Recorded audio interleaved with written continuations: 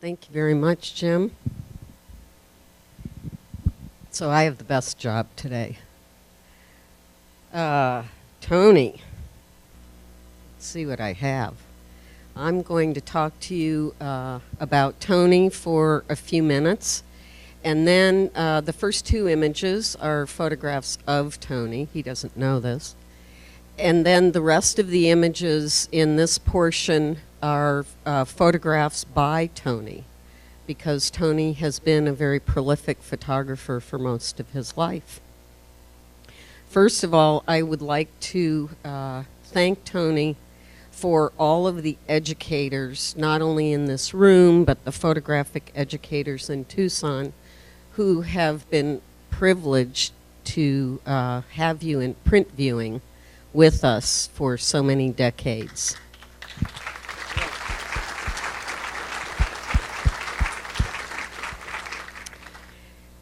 It has, I think, been about 36 years. I hate to say that, Tony. And it was such a privilege to have you with me in print viewing, sometimes to supplement my memory that did fail, but frequently to have conversations and discussions in front of the students about the artworks that we were showing. It just added a whole other dimension, and I could not have done it without you. And I really appreciate that. Here's Tony in a little more modern view.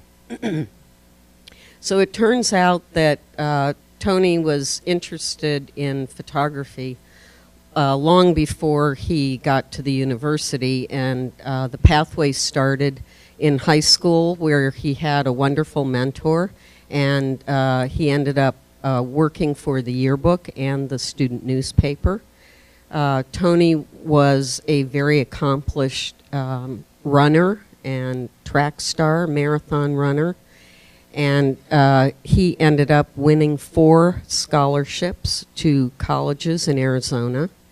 And in 1974, Tony selected Central Arizona College as his choice, and he went there as a freshman.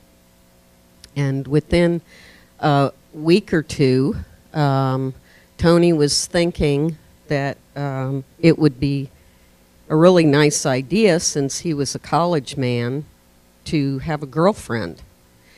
And in the door walked Ophelia. And Tony met the woman who would become the love of his life, and also his muse. Now, it was Tony's first semester, but Ophelia was only there because of the government. So I guess you do have to thank the government in a way. Ophelia had already completed her studies at Central Arizona College and had been accepted at ASU, but the government had not sent her money in time. What a surprise. And so Ophelia enrolled for one last semester at CAC, and that was the only reason why she was there.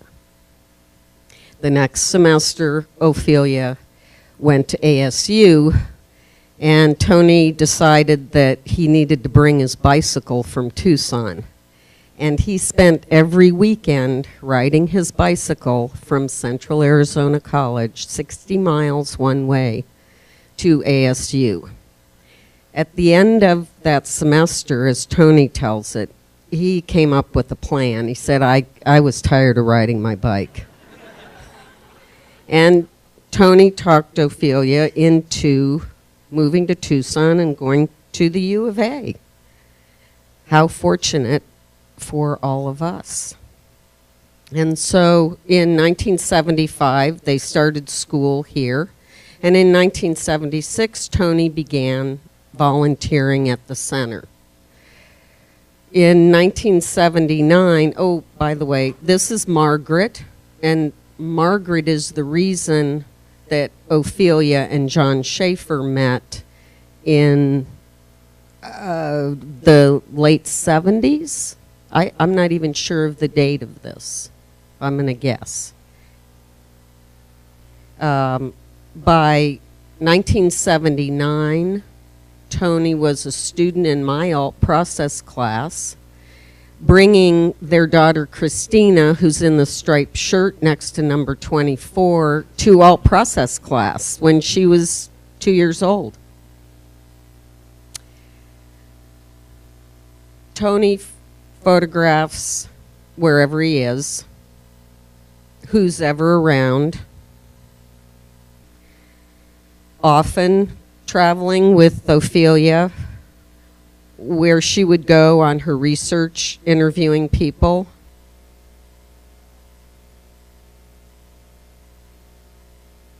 And photographing all the way. These are gelatin silver prints.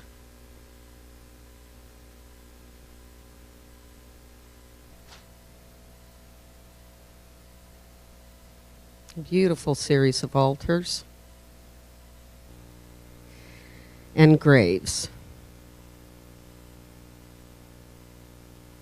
I think this was in the Pinacotes. I'm not positive. He photographed on the reservation.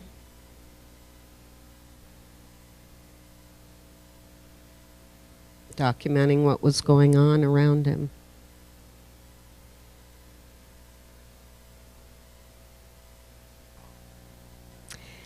And more often than not, his muse was in the images in one way or the other. This is the Tom Mix Memorial with Ophelia's shadow.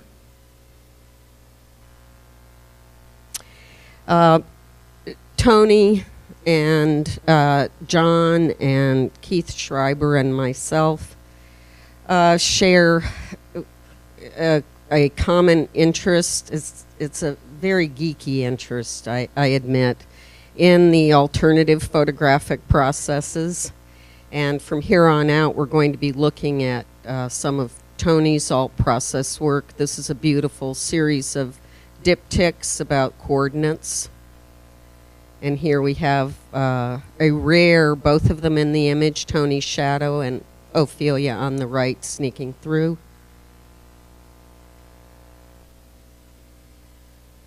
Ophelia's hand. Tony frequently works in Van Dyke, in platinum, palladium, gum over some of these processes.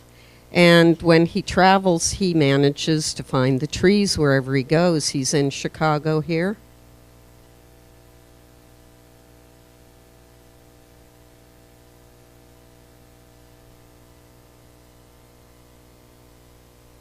This has a couple layers of gum on it. May have started as a Van Dyke, but I'm not even sure. Really beautiful, Tony. And then my favorite series, a group of images of Ophelia that are, I believe they're colotypes that are backed with leaf and then toned or hand-colored in some way.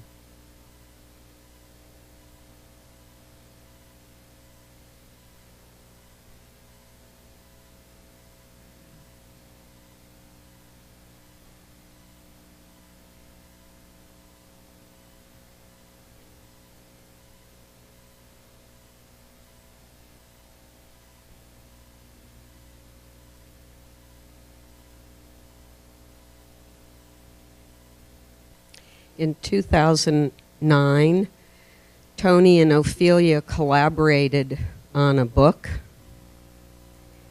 very beautiful book about All Souls Day that we will hear about in a little bit.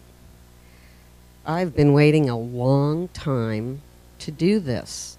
It is my pleasure to introduce Tony Celentano's wife, Ophelia.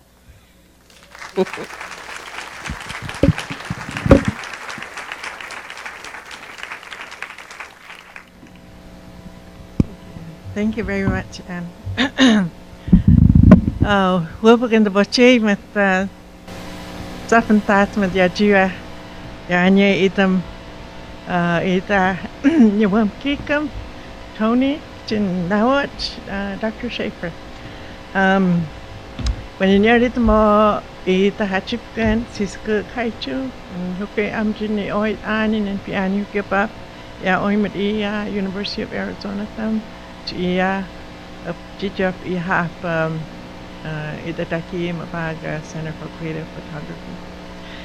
And Tomomasha in Nakok, Amawu, Hajitamohaichu, from so Itam and Montabokai. So it's my pleasure to be here, and many thanks to Anne for the wonderful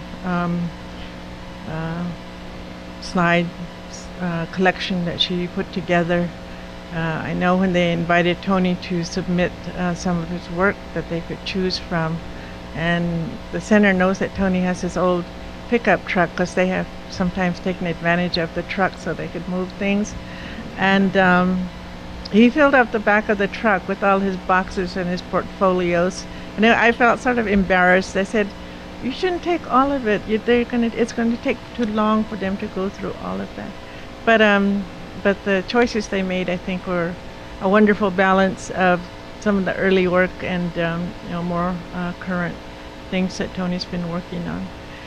So it's my pleasure to be here today to offer a little bit of a reading that I hope reflects certainly Tony's work, and then also I think Dr. Schaefer's work with his work among the Tahana Adam. Also, in particular, of course, with Tony's work, either I tag along with him or he tags along with me in our different travels, and in either case, we end up producing something, whether it's Tony and his photographic images, or else I write while we're together in different places, and then of course at home as well. And I want to also, I know Tony will do this as well, to thank the staff here at the Center for Creative Photography for this wonderful tribute. And also we want to thank our family for being here, and those of them, of course, that couldn't be here. I know they're very proud of Tony. As I mentioned, Tony and I spend a lot of time together, and we are husband and wife, but for some reason our relationship is such that we just end up spending a lot of time together. We're both here at the university every day. When we can, we do travel together to different places. And so, like I said, much of our work is influenced by, I think, that togetherness that we have, just developed over time, and it has been a long time.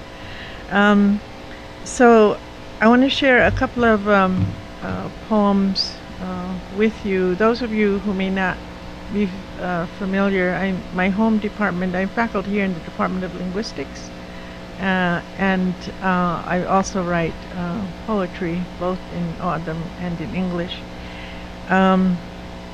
So I'm going to read a couple of pieces that I think were influenced by, I know were influenced by some of our work together, and then I'll read the joint publication book project that Tony and I did that will be on the slides in just a few minutes. This piece that I want to start with is called Okatia Memorial, and the reason that it certainly relates to our work, our joint work and activities, that Tony and I have a habit or a practice, and we haven't been good at it lately, but we would on the weekends drive just to the other side of Gates Pass, for example, and we'd park off the side of the road, and we wouldn't be very far from the road because we would take our folding camp chairs and our coffee and our books, and Tony would take his photographic equipment.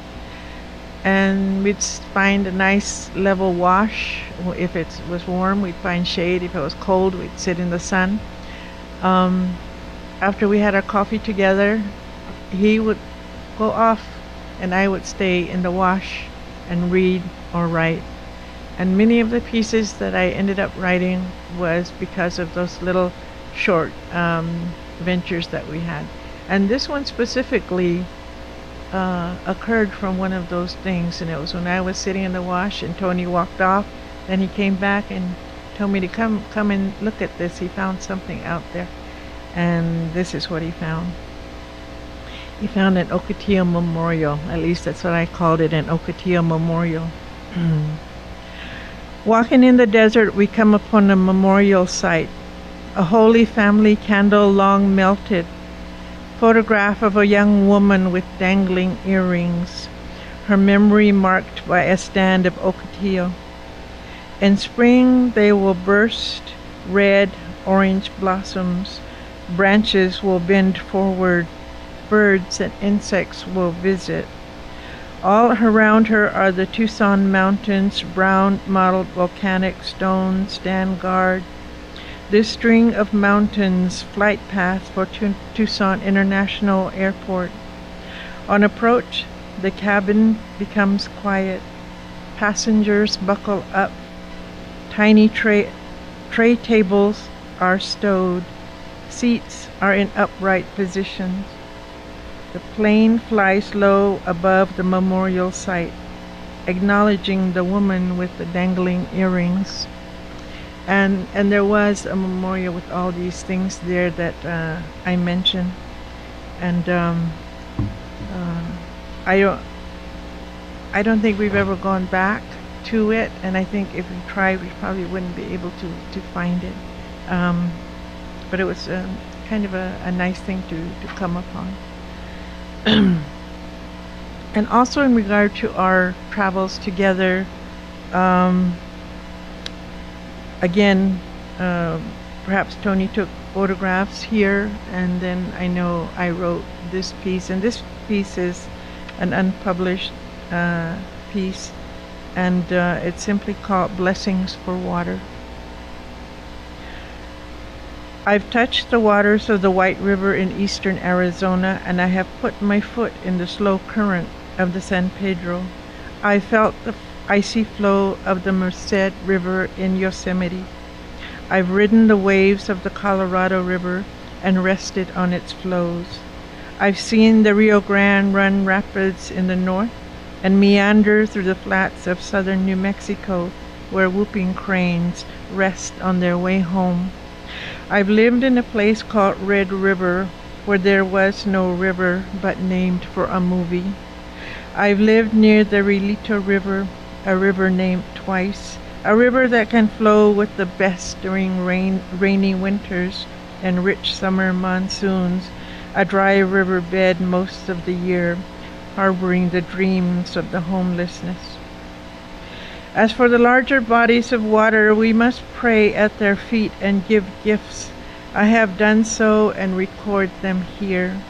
I have offered blessings at the Pacific Ocean, in San Diego, Los Angeles, La Jolla, Venice, and Ventura Beach, with vacationers and frisbee-chasing dogs as witnesses. I've offered prayers at a dry, hot desert beach at the Gulf of Mexico, with only Mexican fishermen caring for their nets as alibis. I've humbled myself at the black beaches of Hilo, Hawaii, and another time at Waikiki, oblivious to bronze bodies and surfers. I've offered blessings only once at the Atlantic Ocean at Martha's Vineyard with the woman who shook her language from sleep. And the last reference is about a friend and a colleague who also works in the area of language maintenance and revitalization. So I'd like to close with the book that Tony and I did some years ago. So as was mentioned, these are Tony's images related to All Souls Day, and which was this week. At least for our family, we celebrated on Thursday and Friday.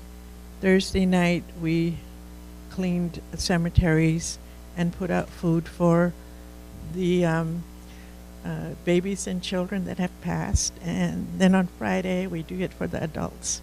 So Tony is always a part of that celebration with our family. The piece is called Koko Ihatash, All Souls Day. Aardemogerd aan, babies with wings. Stoigate, babies with wings. You are the most holy. Have mercy on us. Pray for us. A few of their favorite things: M&M candy, doll, Elmo doll, a toy guitar, a stuffed animal to comfort. All of these belong to children and maybe some adults, all who left this world too early. Bo chuchu the dakton pikamuhakudut. Doa inyika. Doa ha'anyika. Our mother used to tell us, don't bother them, they belong to someone. In the late afternoon on All Souls Day, my sisters and I meet at Akchin Cemetery. We come with bags and boxes from grocery stores. We come bringing wreaths of artificial flowers and colorful ribbons. We bring little things we remember as making them happy when they were here. Hard candy, orange slices, and spearmint gum. On this day, the graves are all cleaned. The debris is raked off and things are made as tidy as possible in a dry desert cemetery. We bring our own beauty to the cemetery. We adorn them with new flowers and wreaths. A water bottle acknowledges that as desert people, water is important. 2 or 3 candles for each soul. We put aluminum foil around the lip of the jar to keep it burning as long as possible. The sun sets on us as we move from grave to grave, lighting candles, offering prayers. In the darkness, we begin our drive home. We watch the prayers flicker in the dry desert light. We can almost hear the rhythm of the prayers. Holy, holy, holy. Prayers for the souls, prayers for all of us. Leftover saints and prayers. We pray to the Virgin Mary. We pray to the Holy Family. We light hundreds of candles each year. We must have a surplus of prayers by the time we die.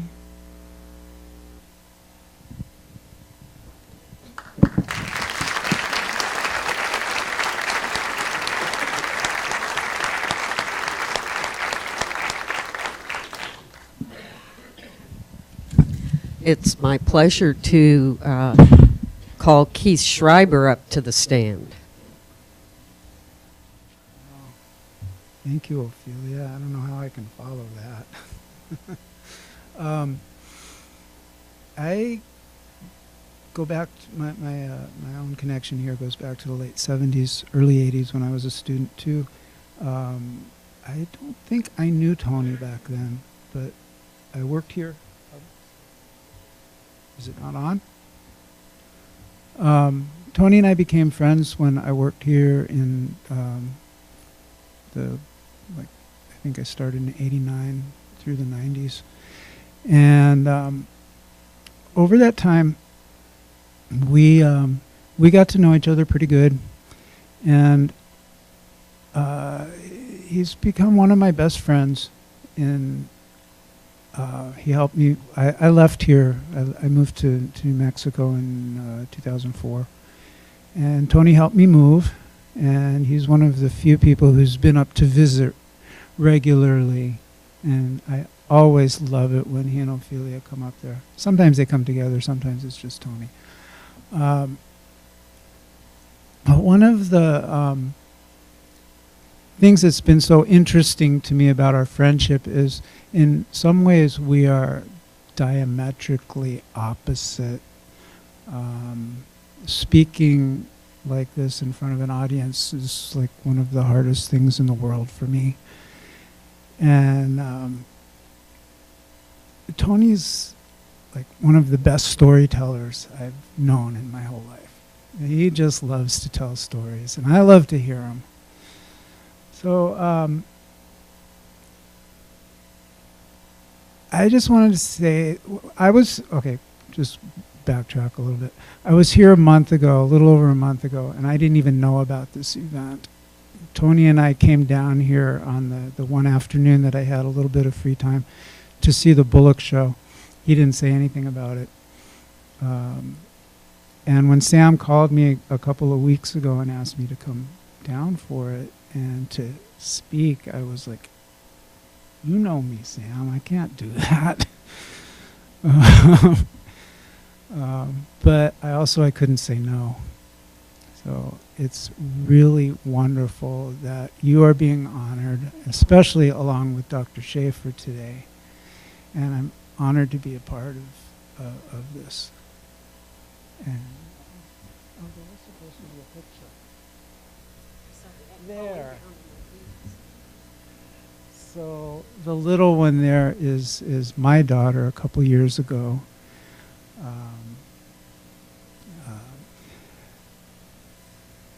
And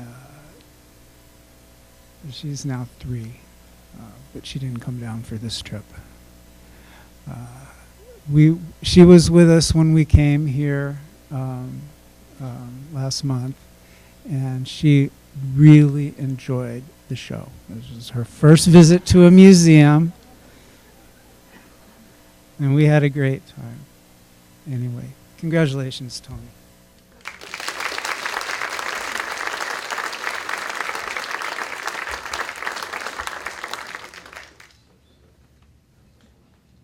The Center for Creative Photography is one of the gems in Tucson, and it takes a lot of devotion from people who are employed and who volunteered to make it the kind of place it is, a welcoming and exciting place to see images, to realize what the impact of images are on our society, on our history, and it's folks like Tony that devote a good part of their lives without compensation to the center that make it the great place it is.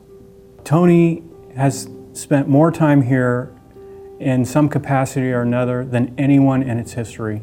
His footprint is definitely on this place, and I know his work here is valued. Tony was available not only to me but to other staff members for whatever we needed. And his knowledge about photography and the history of photography and art education, for me, was just the frosting on the cake. It just always lifted my heart, always to see Tony, and it still does every time I see him. He's got that wonderful smile, and I just think about all the years that he has been so, how can I help, kind of an attitude that really was such a gift to the center. This place holds a special place in Tony's heart, and he's worked all over this building in different capacities. During my heyday as curator of education at the center, we worked with hundreds of classes each year, thousands of students, and community groups. Tony was always there. I knew I could count on him. That really made me a success at what I did. Tony's been a fabulous addition to the center. He's there to help out. He cares about photographs and photography in an amazing way. His enthusiasm is just infectious, and it carries over to the people he's talking to, the people he's interacting with. He's there with a helping hand whenever you need him. He's the nicest guy you'll ever meet. We've become friends over the past 4 years, and that's a special thing. Looks good, Tony. I know I speak for everyone when I say thank you to Tony for all of his dedication, hard work, and diligence here at the center. He's a pleasure to work with and a wealth of knowledge. Thank you, Tony. You're awesome. As I think about you, Tony, I have to smile. And it's with gratitude I say thank you.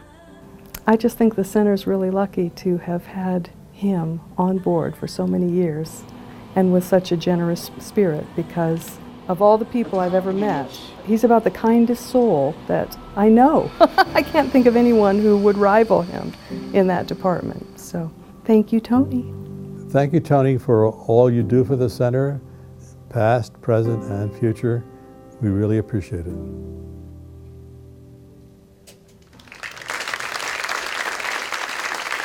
Thank you, Tony.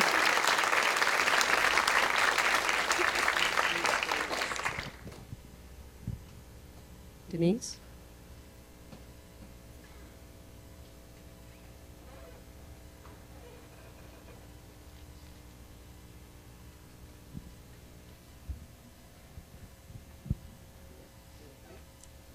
Tony? Tony? You do have to come up here.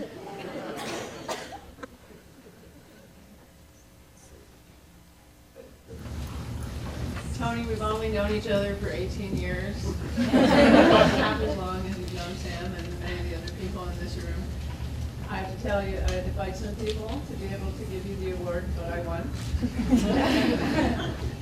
So I just want to share my gratitude, as everyone else just has. But I think I met you on my first day here. I was hired as Diane Nelson's assistant. You were already working in the darkroom with Diane and had been for many years. One of your many jobs that you've done here at the center, and one of the ways you serve the center. But so we work together. We share a passion for non-silver photography. Spend time in print viewing together, and just still continue to see a lot of each other. And I want to echo what Diane said and say thank you for everything you've given the center over all of these years, but particularly your open generosity of your spirit is what defines you more than anything else. So thank you, Tony. I have a beautiful award to give you. This gorgeous piece was made by the Sonoran Glass Canvas. It's my pleasure.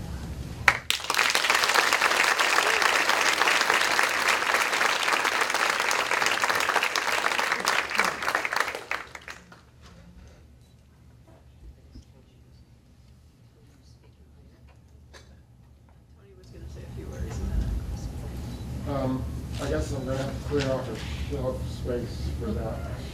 Julia has all the awards. When they first approached me on this, they said, "What do you do?" I'm a bum. No, I've got to do something. No, I'm a bum. I'm not doing anything.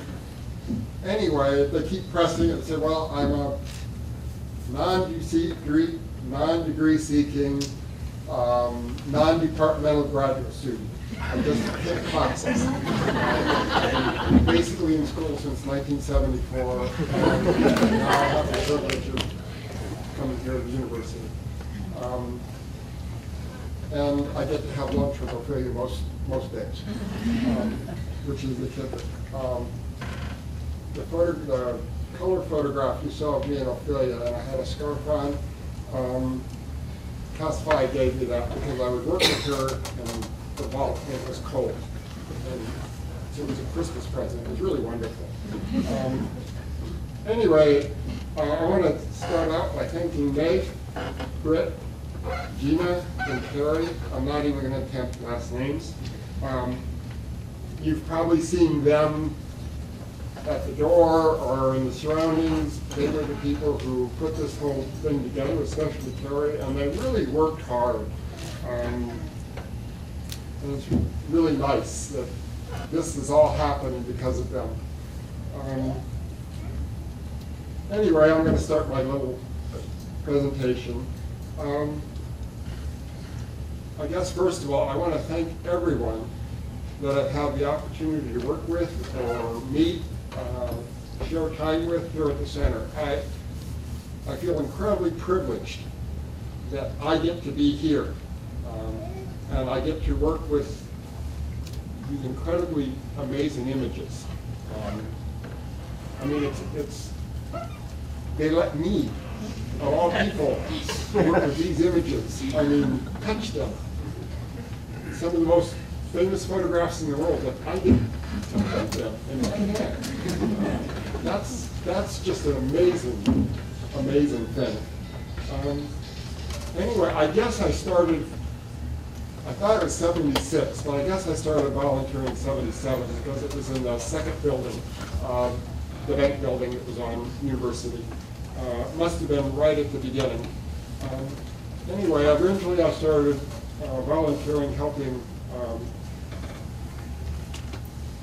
my brain is going, working with Diane Nielsen. And my first job, whatever, when I was starting to volunteer, was moving prints that were they were Weston prints, and it was project prints, moving them from the storage that they came here at the center into archival sleeves. And the first thing I learned was Weston was just like the rest of us. He would take a picture one way, and then he'd move the camera a little bit, take a picture, and that was amazing.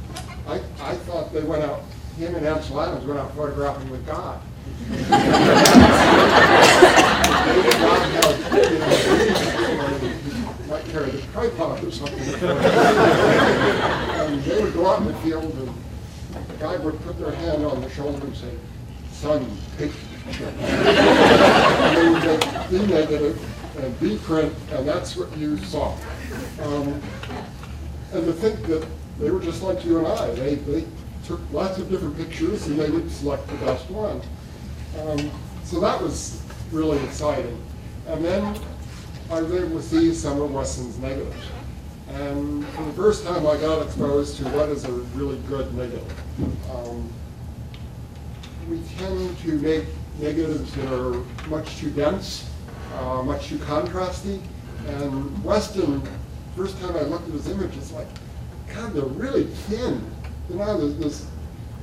Anyway, that's really was important. I'm trying to read my notes here. Anyway, that if I wasn't volunteering at the center, I was coming to the center regularly. Early on, I supported me and Ophelia by being a photographer.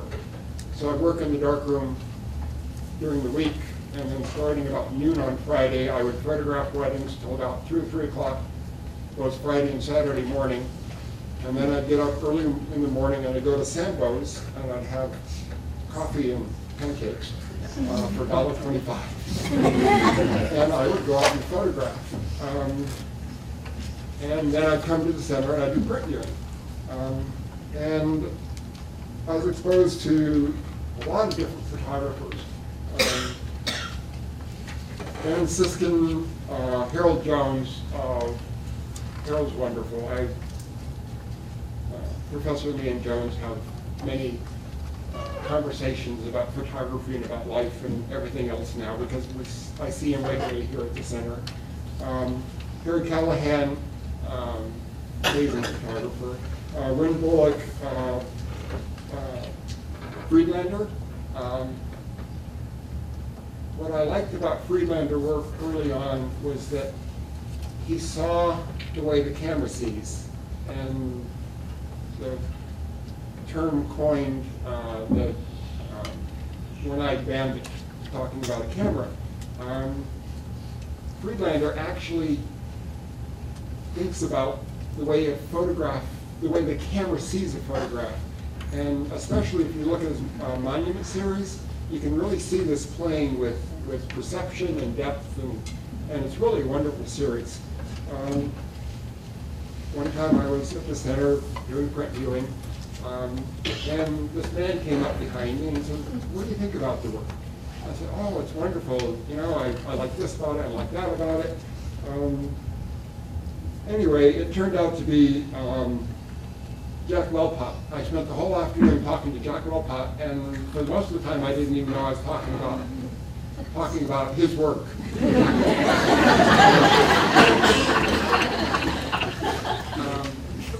I would come to the center, and Ansel Adams would be here, or at the other building, because he was working on his archive. And I would sit and chit-chat with Ansel Adams in the afternoon. We wouldn't talk about photography, we'd talk about family and the weather and whatever, but that idea that you could sit down and have a conversation with Ansel Adams,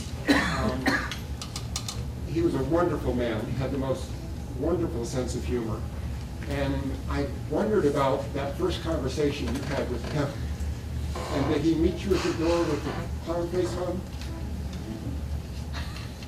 Ansel Adams told a story about so many people were coming to his house, wanting to see Ansel Adams. And so he'd have one of his assistants answer the door, and if he came to the door, he'd put a clown face on. He just got so tired of people coming. Anyway, wonderful man. You really need to read some of his work, and you'll get the sense of his kind of dry sense of humor that he was just wonderful. Anyway, I shortly started working with Cass Fye, who was the educational director of the school. And Cass was, let me jump back a little bit, working with Diane was really wonderful. Before digital, if you needed a print for exhibition or for a show or reproduction or something like that, or an invitation to a show or whatever, I would take the picture and then I would go in the darkroom and I would pass it to the negative and I would make 3 or 4 or 5 prints of whatever it was. And then I'd go downstairs to Diane and I would show her the work and would kind of go back and forth. That's one thing that's digital is really nice. You can really produce something that's very close to the original, where when you're making a copy negative, it's just not as good. Anyway, at the end, Diane would say, well, can't you make it a little more Ansel Adams-esque? A little more Edward Weston-esque? So I'd go back up to the darkroom and I would make 3 or 4 or 5 more prints and come down and we would then go back and forth. And those rare days when I would hit the first round of 3 or 4 prints, Diane would be so happy, and it would just make my day. That Diane was happy with what I had done. Anyway, then I started working with Cass, and so I'd work with Diane and Cass at the same time. And Cass Fye she's really become more than just a mentor. She's taught me things that my mother should have taught me if she lived long enough. I really consider her, a lot of times, as my second mom. I was raised in a white middle-class family. Fortunately, I met Ophelia and learned that there was a bigger world out there. But the family that I grew up in was, if you called an ace, it was an ace. You didn't call it anything else. You played straight up poker.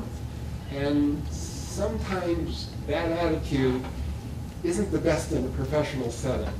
And so every time I would do something that maybe I shouldn't have done, Cass would make sure that she got me on the right direction. So she's really done a lot for me, and I really appreciate her friendship and her guidance. Anyway, what was mentioned is me and Cass would work together a lot. And it was such a privilege. We would have a print viewing to do for a group, and we would sit and brainstorm different photographers that might work well in that print viewing.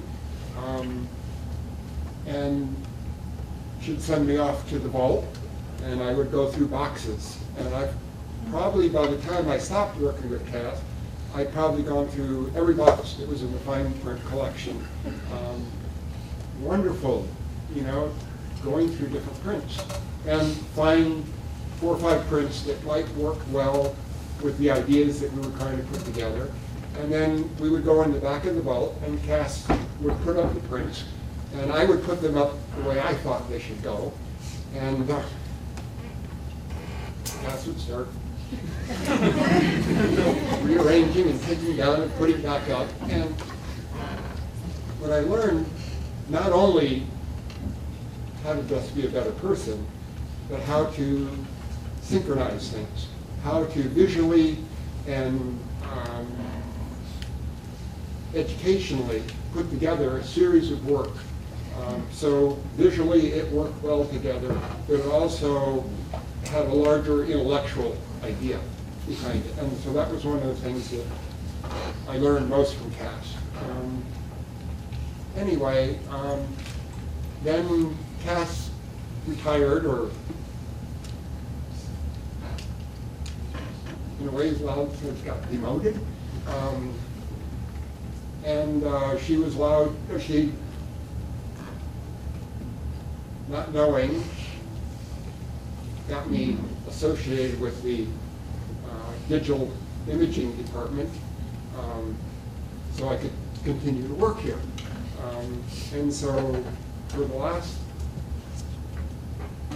couple of years now, I've worked with several different people, but the last couple of years have been with Joseph. And Joseph is, I don't know your last name. Anyway, Joseph has been wonderful to work with. And I really appreciate Joseph giving me the opportunity, putting up with me. Everybody who's worked with me, putting up with me, asking questions, you know, how do I do this? What should I do with that? I mean, everybody's been so generous and so helpful, and willing to help and to share. And so somebody like me walking into the center and having somebody willing to work with me, somebody willing to have a discussion with me, is really special. Anyway, I'll finish this up. Kind of started in print viewing. People would come in and, God, this is such a special place. One of the conversations I had with somebody several years ago, we were looking at Anselm Moonrise over Hernandez. It's probably his most famous image. And he was saying, wow, I'm from New York. And I get to see this photograph with no glass on front of it, right in front of me, and I can stand there and look, you know. We had a rule, you had to be 1 foot away from the print. You know, I could be within a foot of this print and I can look at it. If I were in New York, there would be 3 sheets of glass over it, there would be a barrier and 5 guards, so I couldn't get close to the print. And the idea that I can sit here and look at the print close up is amazing. And the fact that, like I said, I get to do that.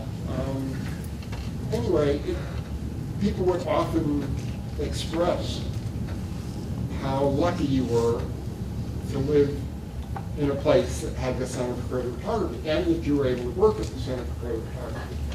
And I started to realize how lucky I really was to have the opportunity to work here. And also, on a larger thing, me and Ophelia have traveled to several different institutions over the years across the country. And I think a large part of it, to John Schaefer, this is a wonderful place. The grass is green, there's flowers growing, we have these wonderful older buildings with really beautiful buildings like the Poetry Center, which was Mrs. Schaefer's push, whatever you want to call it. And that's wonderful to have, like I said, just a nice place to be. And so I feel incredibly fortunate to be a bum and be in a place like this. I want to say one thing about Keith over here. Keith didn't seem to be real friendly when I first came to the center. Anyway, he was showing a little bit of work up on the 3rd floor of palladium work that he had done in Alaska. And so if you go outside on the little breezeway on the 2nd floor there, I was going one way and Keith was going the other direction. And I said, wow, I saw your stuff up on the 3rd floor. It's wonderful. I did a little bit of platinum plating a long time ago, but you know, I've lost all my notes. I don't remember how to do it. Somebody gave me the chemicals anyway. I don't know where to get the chemicals, and I've looked through historical documents, and it's so confusing. There's so much stuff. Keith, wow, just come over to my house on Saturday. You could use my chemicals, my paper, and I'll just show you how to do it. And that generosity from people that I've met at the center is, I mean, that's an example of some of the generosity that I've been able to receive. So anyway, I want to thank everybody over kind of in this corner, kind of my family over here. Like up here. Anyway, thank you very much. Thank you, Tony.